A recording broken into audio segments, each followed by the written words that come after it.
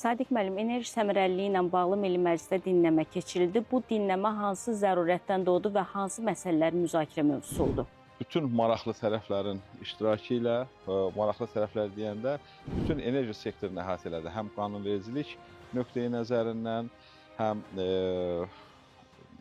aidiyyatı nazirliklərin, nəzarət orqanı olan nazirliklərin, belə deyək ki, nümayəndələri, təsərrüfat subyektlərinin nümayəndələri, Elmlər Akademiyasının, o cümlədən idarəetmə institutlarının rəhbərlərinin iştirakı ilə çox geniş bir dinləmə keçirdik və əsas məqsədimiz bugün dünyada baş verən enerjiyə tələbatın, bugün bilirsiniz, enerjiya tələbatının kəskin artdığı bir dövrdə enerjidən səmərəli istifadəni təşviq etmək.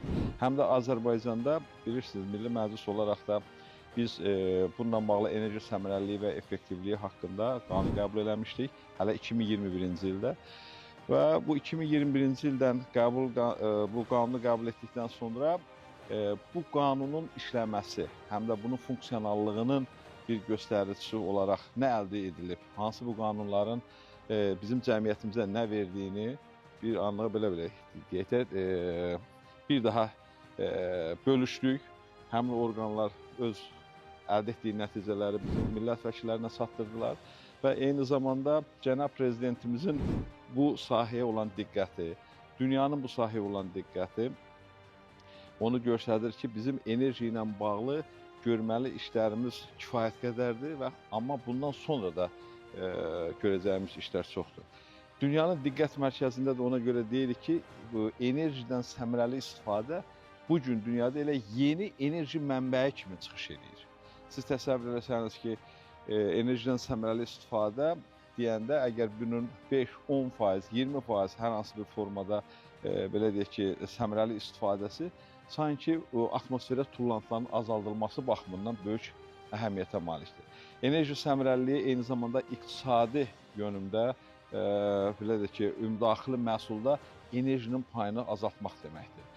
Bu, məhsuldarlıq baxımından məhsulların və xidmətlərinin rəqabət qabiliyyətli, belə deyək ki, formasını artırmaqdadır, rəqabəti artırır. Yaxud həm bizim ölkə daxilində, həm də istehsal olunan məhsulların dünya çıxarılması baxımından. Eyni zamanda bu sosial məsələdir. Enerji səmərəliliyindən istifadə olunması əhalimizdə yoxsulluq problemlərinin aradan qaldırılmasına, yeni iş yerlərinin açılmasına gətirib çıxarılan bir sahədir. Ona görə də enerji səmərəliliyi haqqında bax belə və bütün bunları biz nəzərə aldıq.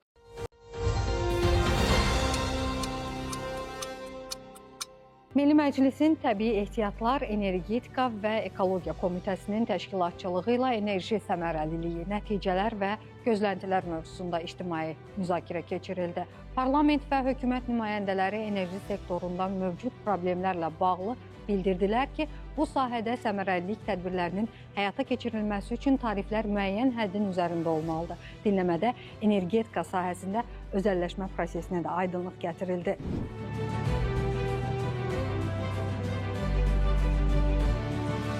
İqtisadiyyatın əsas prinsipi olan enerji səmərəliliyi dövlətin prioritet mövzusudur. Milli Məclisin Təbii Ehtiyatlar, Energetika və Ekologiya Komitəsinin enerji səmərəliliyi, nəticələr və gözləntilər mövzusunda ictimai müzakirədə bu barədə danışılıb. Komitə sədri Sadiq Qurbanov son illər energetika sektorunda mühüm islahatlar keçirən Azərbaycanın enerji effektivliyinin artırılması və bərpa olunan enerji mənbələrindən istifadənin genişləndirilməsi istiqamətində atdığı uğurlu layihələrdən, əldə olunan nəticələrdən, qarşıya qoyulan hədəflərdən söz açıb. Energetika Nazirinin müavini Elnur Sultanov Azərbaycanda enerji istehsalında və istehlakında tətbiq edilən yeni innovativ texnologiyalar sayəsində əldə olunan müsbət nəticələrə diqqət çəkib.